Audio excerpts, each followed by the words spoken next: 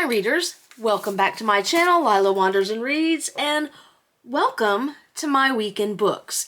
Lee here. This is where, right now, I'm trying not to talk about a book haul, I'll have a book haul later on in the week, but to talk about what I read the previous week, or in this case, what I've read and something that I finally finished. So let's start off with, I started the week with Adventures of Huckleberry Finn. This was a reread, and I originally read this almost to the month 30 years ago. I, for some reason, wrote down when I first read this, I wrote a note and I dated it 13 September 1994, and then I put a comment in this time, reading this again 30 years later, 8 August 2024. This was interesting for me because this was a college read initially, so I've got notes and highlights probably given to me by my professor. But then in this, I added my own notes and highlights based on my experience as a reader 30 years later. And one thing I will say, we know that this book is problematic. It's been banned throughout history, but that's not what I'm talking about here. One of the things that made this book significant is that, let me pull out my glasses, the language in which it was written.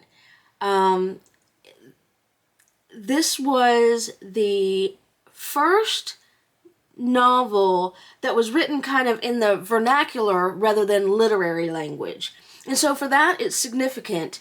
And I think, don't quote me on this, but it made reading more accessible since readers weren't having to read up. They were reading something written in their own language. That said, this was published in the 1800s, I guess. Let's find out. Sorry, I'm apparently not prepared today. 1897, I think? Anyway, the 1800s. It was published in the 1800s. And reading this in 2024, I found it very difficult. Almost as like, I was going to compare it to Shakespeare. That is literary language. But when reading Shakespeare, it took a really good teacher to help me understand some of the language. In this, I didn't need a teacher to understand it, but sometimes the dialect was so heavy and very 1800s that I would have to read things along so I could hear it in my head to realize what they were saying. And I don't read aloud generally. Overall, I think one of the things that made me most anxious in this book was at the very end when they're trying to save Jim and Tom Sawyer comes in and just makes things so much more complicated because he knows how it should be by the book, as in some fiction book he read. And he just makes everything so much more complicated when they could have gotten Jim out a lot sooner and more successfully. And I came away from this thinking, I really don't like Tom Sawyer. And I won't, unless somebody else does a book about Tom Sawyer, I won't reread Tom Sawyer because he got on my freaking nerves. So I reread Huck Finn so that, in hopes that it would make James more rewarding. And it did. Had I not reread this, because I didn't remember anything, had I not reread this, a lot of this I would have missed some points because I wouldn't have realized what he was referring to. I loved James. I think I gave it 4 stars. I rarely give out 5 stars. I love James. I love that even though he uses dialect, he uses it in a more modern way, so I didn't have to read aloud to understand what was going on. My first note in James was, again, related to Tom Sawyer. I think Huck is a more likable character than Tom. Maybe it's how he comes up in the world, his background. And I have a passage marked out to read aloud, but I want to hold off for a second. There is something that my teacher said that I underlined, highlighted, and made a note in Huck Finn that comes back in James at the very end in a literal way. And I don't want to spoil it, but I think Percival Everett is one of my new favorite novelists. I only met him on the page this year, but both of the books that I've read that he's written, Erasure and James, phenomenal. I could relate a lot more to James just because I knew Huck Finn and there was some stuff in Erasure that just went on over my head. So last week I did a book talk Tuesday about banned books, and it keeps coming back to me in different ways, the power of reading, and I wanted to read this excerpt from James. At that moment, the power of reading made itself clear and real to me. If I could see the words, then no one could control them or what I got from them. They couldn't even know if I was merely seeing them or reading them, sounding them out or comprehending them. It was a completely private affair and completely free and therefore completely subversive. I love that. I will talk more about reading in the next portion of this video where I talk about plans. So after James, what I'm doing right now this month is I'm doing, unintentionally, banned book, Booker book, Booker long list book, banned book, Booker book. The next two aren't either of those because after Huck Finn and James, I needed something very light and refreshing where I didn't have to think too much, and that was Josh Winning's Heads Will Roll. I read his book Burn the Negative whenever it came out, really enjoyed it, so I had hopes for this, and I loved it. It was fun. It gave off major 80s slasher vibes. Sometimes I think 80s slashers are better on the film than on the page, but that's not the case with this. However, I would watch the hell out of a movie based on this. This is about social media and bullying and needing to escape. And funny that this came out and the author over on Twitter had people on social media bullying him and being dicks. And it's really not necessary. Didn't plan on talking about that, but I love this cover. This is a fire cover, and I was worried that because it had such great cover, the insides might not match, because I got burned by that twice this year. But if you like a good slasher book, Josh Winning, Heads Will Roll. Next up is a book, again, not in the Booker banned portion of my reading. This is a book that I finished on Audible, and that is Stephen Ambrose's D-Day. It has taken forever to get through this. This was more than 20 hours. I loved it. 5 stars. One day, maybe, I will go back and read it. I found that this was much more powerful and significant than the Andrew Roberts book, The Storm of War. Ambrose articulates the reasons, some of the reasons that Germany failed on D-Day, and he outlines mistakes on both parts, and it's just, there's a chapter in here called, it is, got to get my glasses again.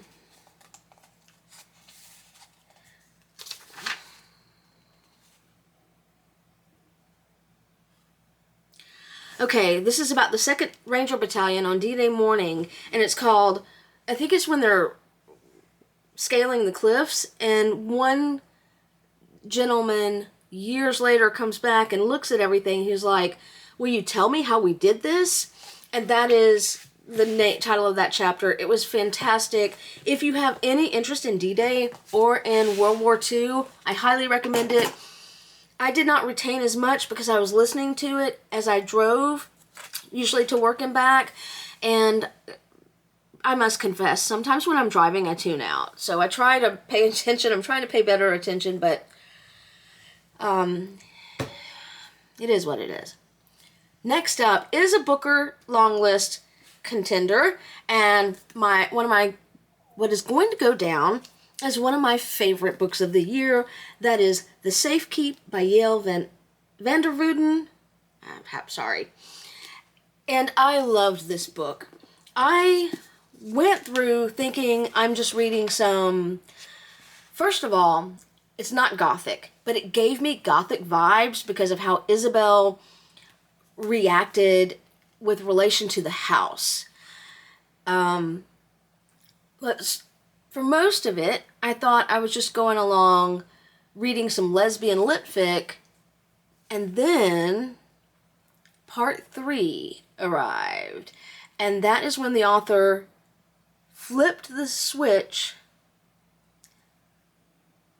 on me and gave something that I was not expecting at all. This book, and this is not a spoiler because it talks about that it's 1961 and it is post-war. They mention the war. There's a World War II connection, and I just loved it. I absolutely loved it, and I highly recommend it. It does have some graphic scenes. That does not bother me. If it bothers you, you might want to skim really quickly. But I love this. I hope this makes the short list. I think it should be seen by a broader audience. I loved, even though I knew that they had mentioned the war, I didn't realize that there would be the connection that there was. And there was a part in part 3 that just made me want to cry, and it really hurt my heart. Anyhow, the final book that I read, so really I read 5 books this week, and I finished one, and that was National Book Award finalist What Girls Are Made Of by Elana K. Arnold. At first, I thought, oh no, another banned book that's boring, because it seems like the non-literate people who want to ban books always pick the ones that I find kind of boring. But this was not. Again, it took, once I got to about it was part 2 in this one, and I don't want to spoil anything in this either. Basically, this book is about a young girl kind of coming of age. She's 16. She has this boyfriend that she's really submissive to and just gives everything to. And it's really about her finding herself and her... I can't think of the words. And owning her own emotions instead of letting them be dictated by someone else. I did think that there was a theme that reminded me of some of the late 60s, early 70s, maybe even 80s books of absent parents, either emotionally absent or physically absent, sometimes both. And the mother in this was really problematic to me. She would say something or do something, and then she would like, what are you talking about? I never did that. So that's gaslighting. If I have a bone to pick with this, it is with the summary on the back, at least from my perspective. It says that Nina's reeling from a shameful breakup. I mean, I think that's stretching it. I don't think that the breakup was really shameful. And then she says something led her to do something unspeakable to a fellow student. My definition of unspeakable is definitely this, not whoever wrote this's definition of unspeakable. What she did was a dick move. It is, not trying to spoil anything, it is not something that she should have done. She probably should have been punished for it. But unspeakable to me means really fucking horrifying. And this was just really childish and immature and very teenager-y. There was another portion of this book. Every chapter or so, there would be like a smaller chapter. And I realized way too late this was her writing, Nina's writing. And at first it's kind of weird, but then it starts to focus, and it focuses on something that I can't tell you without spoiling it. I really, really enjoyed this book. I think it is worth the read. I think that the people who banned it, when I call them non-literary, is because they are not looking or not capable of looking at the art as a whole.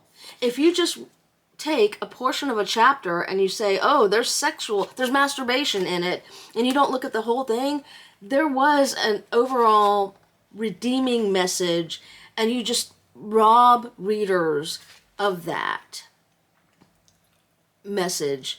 And for this, it's a powerful message for young girls. Anyhow, that wraps up the what I read portion of the week. Now I want to talk about what my plans for next week, and really kind of vague. I don't have a list of books I am going to read, but I am going to try to figure out where all my banned books are. So next up, that was a banned book. Next up is a Booker book. I am going to read My Friends by Hisham Matar. I did a readout of the summary in an earlier video, probably summary last week? I don't know. But this is what I'll be reading next.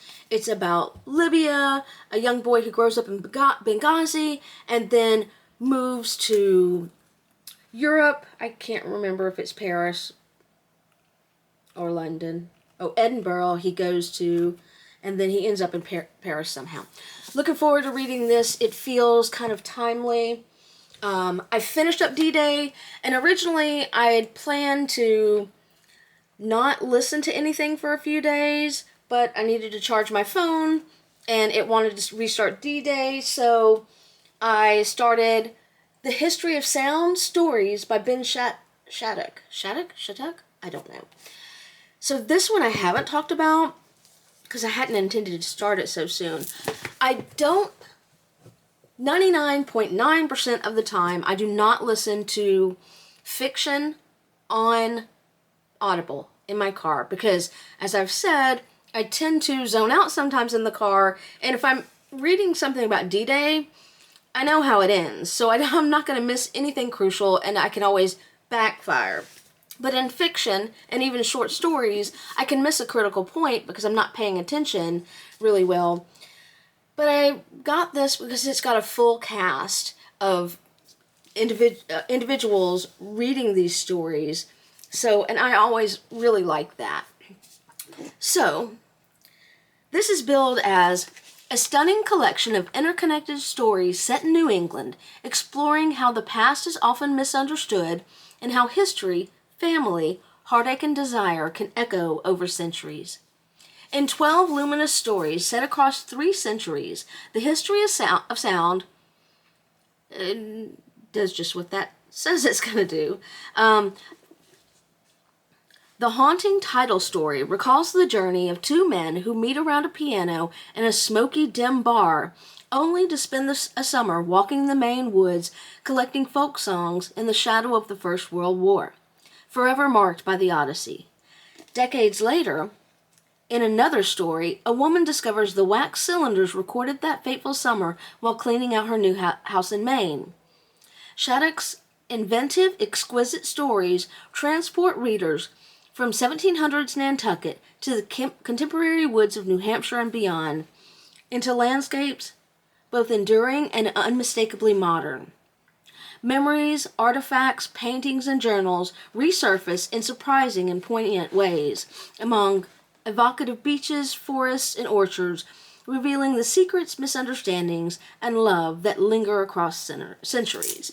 Again, I would normally have not picked it up, but I listened to an Audible sample and I was like, yeah, I'm down for that. I do have one hope for next week, and that is that I finally finish The Woman They Could Not Silence. I was reading this for book club. Book club was this past Friday, and I did not finish it, but I will finish it because this is really illuminating.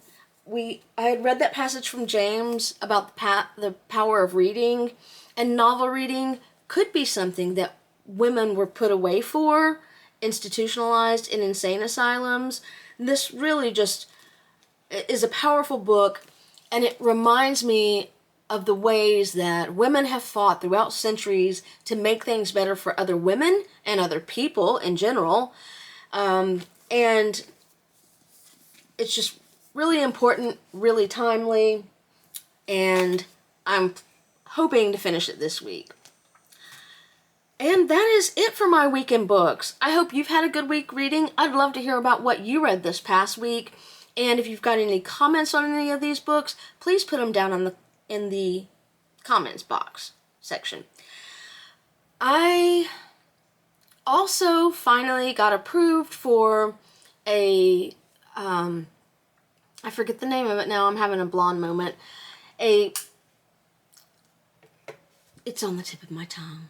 Anywho, I will put links to bookshop.org for each of these books in the description box below. You can click on the link and buy it. I don't know if we get any kickbacks for that or not, but what bookshop.org does is give money based on your purchases to a local bookshop as opposed to Amazon or a big chain. And this way we support local bookshops because local reading is important. I wish we've got one used bookstore here, maybe two. One is under threat. They have to find a new place because their building is going to be demolished. The other is downtown, and I've never seen anything in that one that I really liked. But anywho, do support your local bookstores, and you can do that by clicking a link if you want to buy any of these books through bookshop.org. Anywho, that sounded like an advertisement. That is not how it was meant to be, but I'm babbling. Anywho, that is it for me right now. I'll be back tomorrow with a book talk, and I'm talking about women in war, or books about women in war. And then on Wednesday, I will be doing a book haul based on Barack Obama's summer reading list. That is it for me. Happy reading!